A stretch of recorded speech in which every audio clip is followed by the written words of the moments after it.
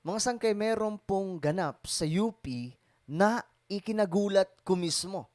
At marahil, marami sa atin din ang magugulat kung nakita nyo yun, mga sangkay, at sa mga makakaalam ngayon sa pamamagitan ng ating content. No? Dahil madalas po, itong mga taga-University of the Philippines, nakikita po natin na pabibo na siyang nangunguna na nag-aaklas laban po sa ating pamahalaan. At sa katotohanan lang, mga sangkaya, sa totoo lang, marami sa atin ang talagang naiinis sa mga yan dahil nga po sila ang pasimuno ng kaguluhan na nag-aaklas laban po sa ating pamahalaan. Pero laking gulat ko nung makita ko ito, mga sangkay, na yan po ay pag-uusapan natin ngayon. Anyway, kung hindi ka pa po nakakapag-subscribe, paki-subscribe na po yung ating channel at paki-click din po ang bell notification para lagi kayong ma-update dahil nga po road to 1 million subscribers na po tayo. Samahan nyo na po ako hanggang sa marating po natin dahil ilang tulog na lamang po. 1 milyon na po tayo dito sa YouTube. At syempre, mga sangkay, huwag nyo rin pong kakalimutan ang pinakamahalagang batas, ang ilike po ang video na to habang nanonood ka dahil yun daw po yung pamamaraan o isang way para mas marami pong makapanood kung marami ang nagla-like sa content na ibinabato natin. Anyway, mga sangkay, ito pa pala. Itong suot kong t-shirt na makikita nyo mga sangkay na may nakasulat na BBM, I am one of the 31 million who voted BBM. So, yung BBM may design po siya na 3 tapos 1 then M. So, available po ito sa Lazada, mga sangkay, at nandyan po sa description box yung link. I-check nyo na lang at kung isa po kayo o kabilang kayo sa 31 million na bumoto kay BBM, available po ito. Bumili na kayo. Salamat ka pala sa nag-sponsor nito. Okay? So, ito na nga, mga sangkay. May ganap po sa University of the Philippines na nagulat ako. Nakaraan ko pa ito gustong itapik. Kaya nga lang, ito po ata yung tamang oras para itapik. Madalas kasi mga sangkay, nakikita po natin itong mga taga-University of the Philippines. Sobrang toxic. Yun pala, hindi lahat sa kanila ay mga dilawan. Bakit? Ito po yung naging ganap sa University of the Philippines. Presidential race, UP campus. Ito daw po yung resulta sa pagka-vice-presidente at pagka-vice-presidente. I-check yung mabuti mga sangkay. Dito muna tayo sa vice-presidential. Si Atienza nakakuha lamang po ng 23. Si Bello nakakuha po ng 48. Si Doc Williong, 681. Si Soto, mahigit 1,000. Si Kiko Pangilinan, nakakuha lamang po ng 3,000, mahigit. Tandaan nyo guys, University of the Philippines to. Ang akala ko kasi mga sangkay, itong mga taga-UP, solid na solid po ang pagiging dilaw. Nung makita ko ito,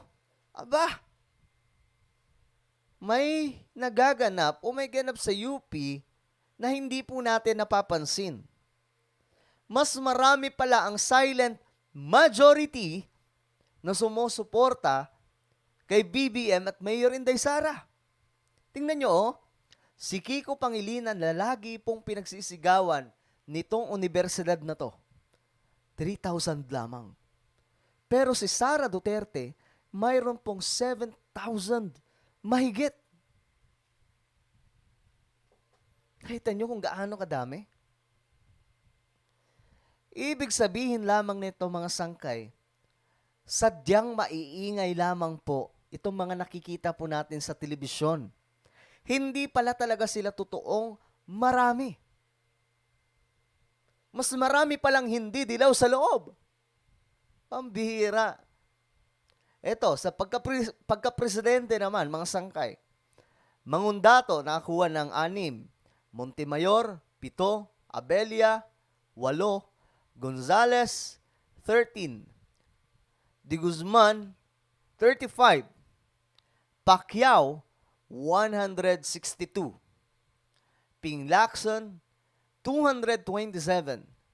Domagoso, Isko Moreno, 406. Lenny Robredo, 5,154. Marami na rin mga sangkay. Pero wag ka, magugulat ka. Bongbong Marcos, 7,505. Ganun po kadami. Silent majority ang nanguna doon sa UP.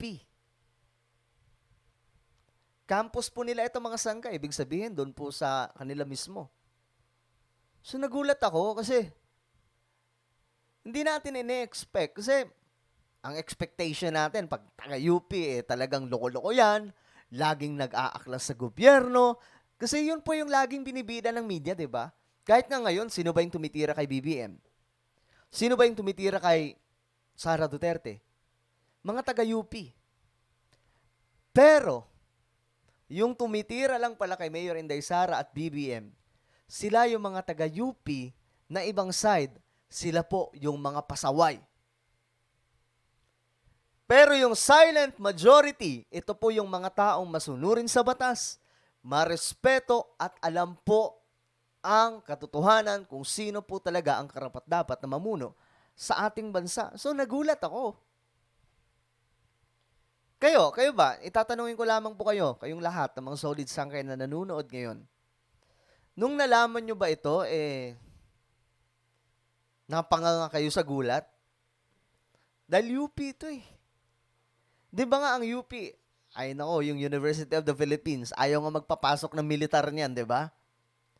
At marami ang nagsasabi, ayon po sa mga dating kadre ng New Pink Army, malakas daw po ang recruitment sa loob pagdating po sa New Pink Army. Kaya nga lang, hindi pala sila ganun kadami. Well, marami rin naman. Kumbaga, halos kalahati din. Kaya nga lang, mas marami pa rin po ang matino sa University of the Philippines. Ito po yung kinagulat ko talaga. Kaya para po sa mga mag-aaral, sa mga estudyante ng University of the Philippines, mabuhay po kayo. Hindi ko akalain na ganito pala kasolid ang mas marami sa loob ng University of the Philippines. 'Di ba? Tingnan nyo, pareha sila BBM at Mayor Inday Sara. 7,000 din po kay Sara. So, sana po magbigay ito kaliwanagan sa mga Pilipino na hindi po lahat ng taga-UP mga pasaway. Kadalasan kasi makikita po natin sila, nagrarally, sumusuporta sa ABS-CBN, galit na galit, gusto manakit, di ba? Mga nagsasabi nga alis sila sa Pilipinas dahil nga po si BBM na ang mamumuno. Di ba ganun po yung ginagawa nila ngayon? So, hindi pala sila ganun kadami. Grabe, no? Parang, lagi po kasi talaga natin iniisip, mga pasaway itong mga taga-UP eh. Yung pala, silent majority lamang. Mayroon nga pong barangay doon sa aming banda, doon sa Samar, na inakala ko rin po na makaleni sila. Kasi yung isa sa lideran po doon ni Lenny, talagang very, very aggressive. Pinaparinggan pa nga po ako. So, ako naman, kasi wala naman akong pake, bahala sila kung gusto nilang iboto si Lenny. Basta ako, ang in-encourage ko, si BBM. So, sa sobrang aggressive ng taong to, halos yung buong barangay ang nakapost po Lenny Robredo, mga poster. Pagdating ng eleksyon, matapos po ang halalan, bilangan na. Nag-message sa po yung mga kaibigan ko doon.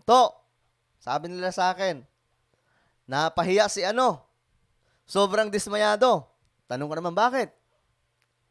Panalo si BBM dito. Tinambakan pa nga po si Lenny. So, Laking gulat ko rin, mga sangkay. Silent majority lamang po talaga. Hindi nagsasalita, hindi po naninira, hindi po pumapalag sa mga taga-UP na pasaway. Pero sa loob pala ng campus, mas marami yung matitino kaysa sa mga pasaway. So ayan mga sangkay, naway, ano po yung inyong reaction tungkol po dito? Mag-comment lamang po sa ibaba para mas mabasa rin po ng marami sa mga solid sangkay. Like, comment, share, and subscribe. At palagi niyo pong tatandaan that Jesus loves you. God bless. Mabuhay po ang Pilipinas.